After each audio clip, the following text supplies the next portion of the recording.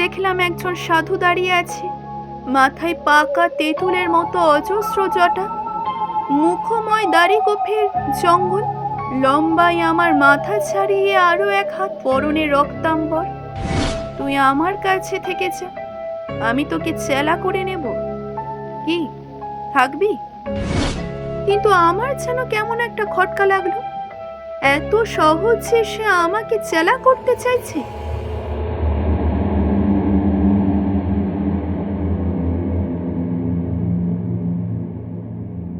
ফিরে এলাম পরের পর্ব নিয়ে। আজকের পর্বটি শুরু করার আগে আগের পর্বটি একটু ছোট্ট করে বলে দিই। আগের পর্বে দেখা যায় খুব তরুণ বয়সেই তারানাথ তন্ত্র সাধনার প্রতি লিপ্ত হন। কাজী একদিন হঠাৎই ওনার গ্রামে কাছেই এক জায়গায় এক সন্ন্যাসী এলে ওনার কাছে ছুটে যান তারানাথ, এবং তারানাথকে দেখা মাত্রই সেই সন্ন্যাসী বলেন ওনার তন্ত্র সাধনার যোগ আছে। এছাড়াও আরও একটি কথা বলেন, তারানাথের অনেক বড় বিপদ আসতে চলেছে, কিন্তু বিপদটা কিসের তিনি কিন্তু বলতে পারেন না। তবে হ্যাঁ, সেই বিপদ থেকে বাঁচার জন্য সেই সন্ন্যাসী তারানাথকে কিছু শিক্ষা দিয়েছেন। ঠিক এরপর সেই সাধুর দেখা আর পায়নি তারানাথ। কিন্তু কিসের বিপদ তা জানতে হলে আজকের এই পর্বটি আপনাকে পুরোটি শুনতে হবে। চলুন তাহলে আর দেরি না করে শুরু করা যাক।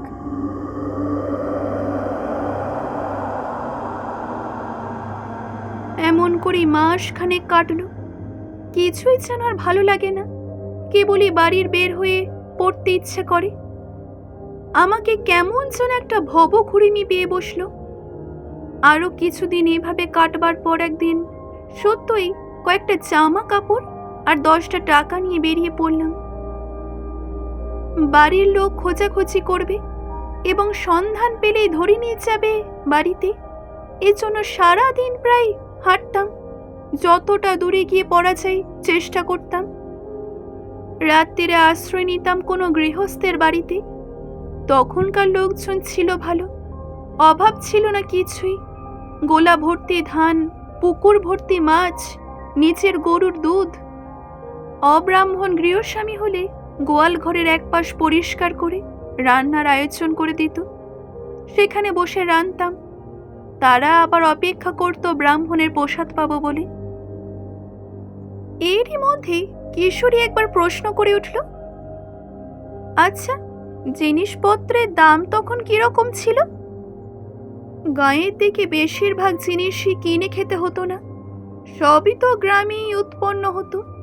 তবে হ্যাঁ, মনে আছে একবার আমি আর আমার বন্ধু হরমোহন মাংস খাবার শখ হওয়ায় ওই পাশের গ্রাম থেকে 10 আনা দিয়ে একটা পাঠা কিনে নিয়ে এসেছিলাম।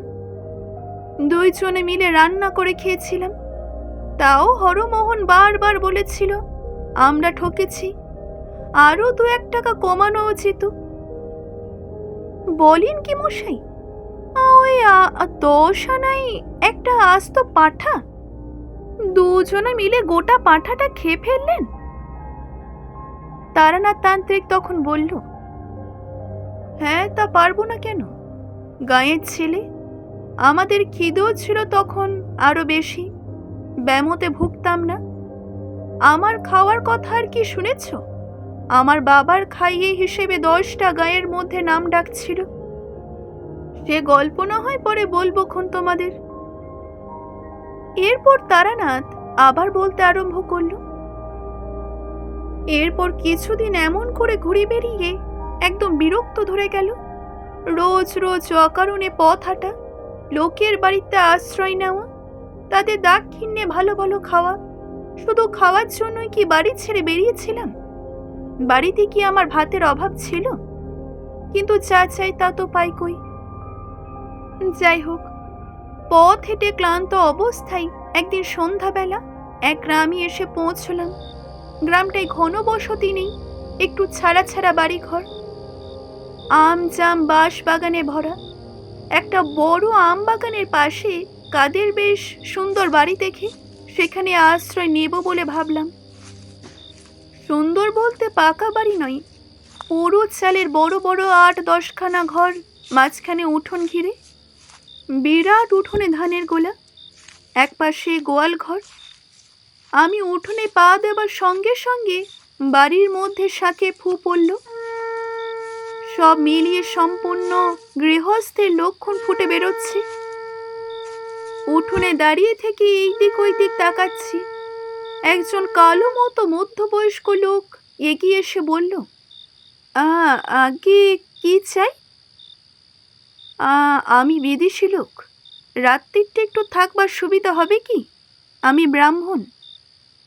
লোকটা আসুন আসুন করে ব্যস্ত হয়ে আমায় নিয়ে দাওয়ায় বসালো, পা ধোয়ার জল দিল।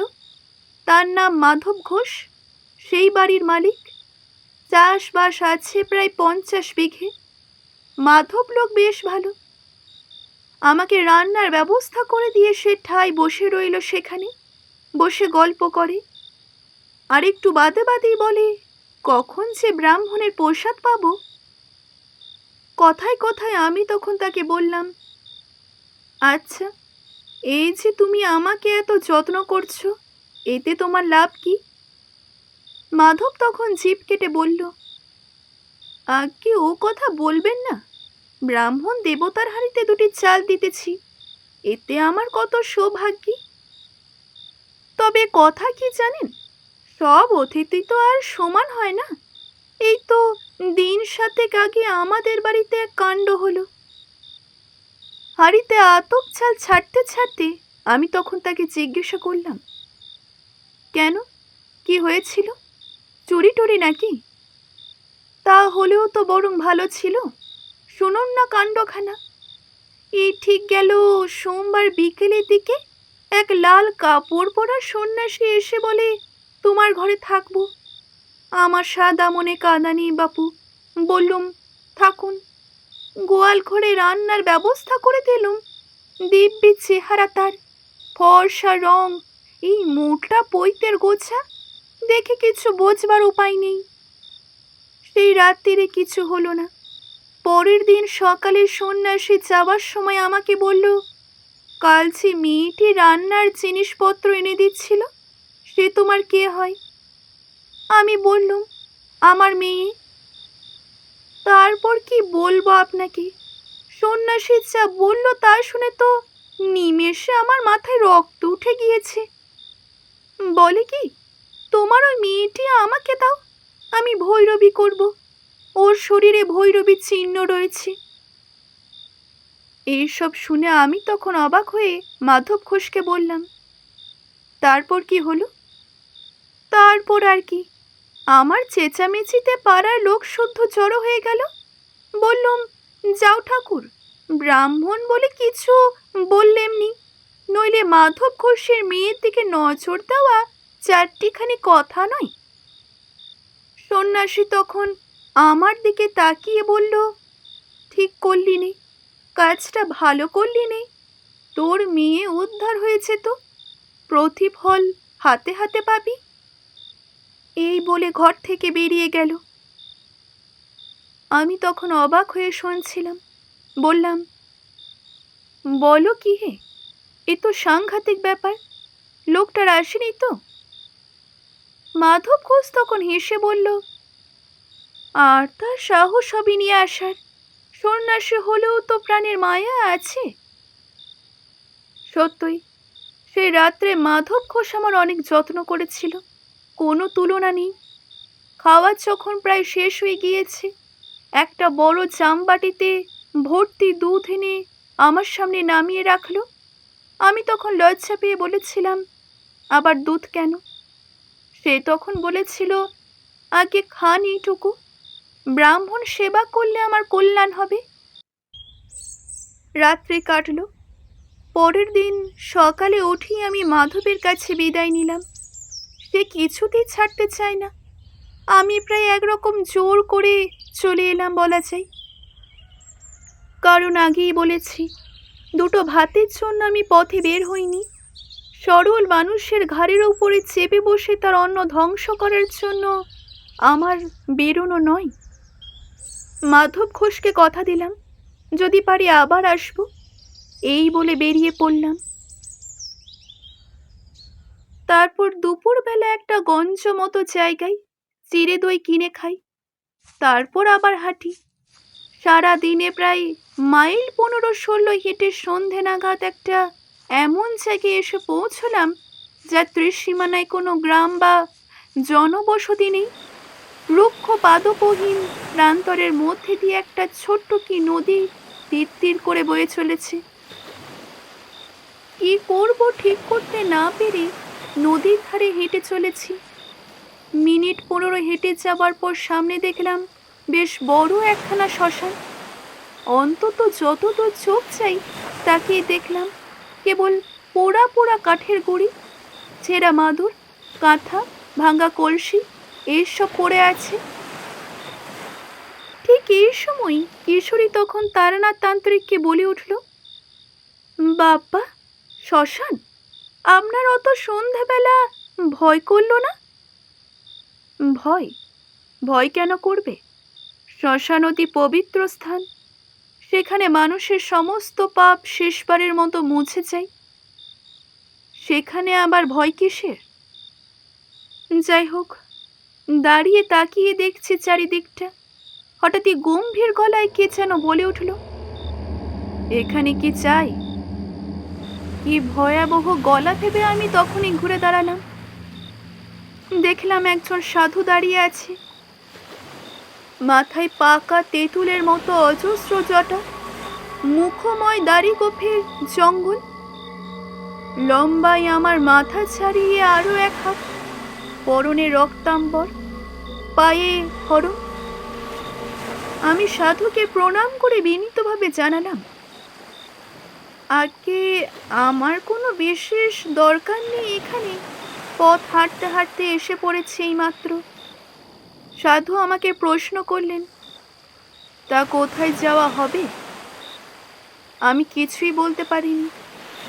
সাধু তখন কি বুঝলো কি জানি, কিছুক্ষণ আমার মুখের দিকে স্থির হয়ে তাকিয়ে থাকলো। তারপর তার দাড়ির জঙ্গলে খুব সূক্ষ্ম একটা হাসি রেখা ফুটে উঠল। সে তখন আমায় বলল, আয় আয় আমার সঙ্গে। সেই ঘনায়মান অন্ধকারে আমি সাধুর পেছনে চললাম।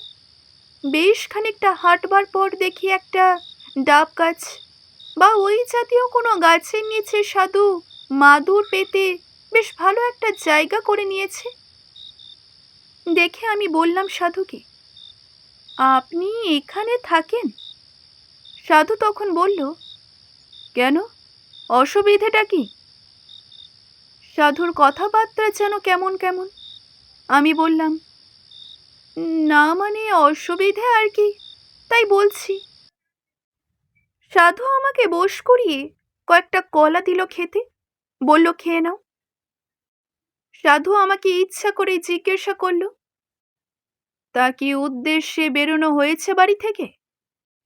আমি তখন কোনো উত্তর না দিয়ে কলা হাতে চুপ করে বসে রইলাম। সে তখন আমাকে বলে উঠল, তুই আমার কাছে থেকে যা, আমি তোকে চেলা করে নেব, কি থাকবি? তারপর যা বলল তার সাধু আমাকে বলেছিলেন সেই বটতলায়। কপালে নাকি আমার তন্ত্র সাধনার চিহ্ন আছে। কিন্তু আমার যেন কেমন একটা খটকা লাগলো। এত সহজে সে আমাকে চেলা করতে চাইছে। ভালো সাধু হলে তো কথায় কথায় কেউ শিষ্য করে বেড়াতে চায় না। অবশ্য চিন্তা কি, এমনিই তো ঘুরে বেড়াচ্ছিলাম, বা চেলাই তো হতে চেয়েছিলাম, তাই বলে দিলাম থাকবো। সাধু তখন বলল, বেশ, আমি একটা বিশেষ সাধনা করছি, সেটা কদিনের মধ্যে শেষ হয়ে যাবে, তারপর তোকে দীক্ষা দেব। আমি তখন জিজ্ঞাসা করেছিলাম কি সাধনা। তার উত্তরে সাধু বলেছিলেন, সে সময় হলেই জানতে পারবি, তাছাড়া তোর সাহায্য আমার দরকার হতে পারে। কাজে থেকে গেলাম তখন তার কাছে। এখানে শেষ করছি আজকের এই পর্বটি। আজকের এই পর্বটি যদি ভালো লেগে থাকে অবশ্যই একটি লাইক করবেন, শেয়ার করবেন এবং কেমন লাগলো জানাতে ভুলবেন না। ধন্যবাদ।